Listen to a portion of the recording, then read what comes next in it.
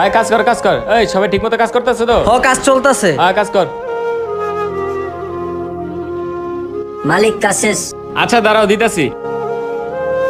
এই নাও তোমারটা, আর এই নাও তোমারটা। তোর কাম কাজ তো আমার পছন্দ না রে। আচ্ছা এলো।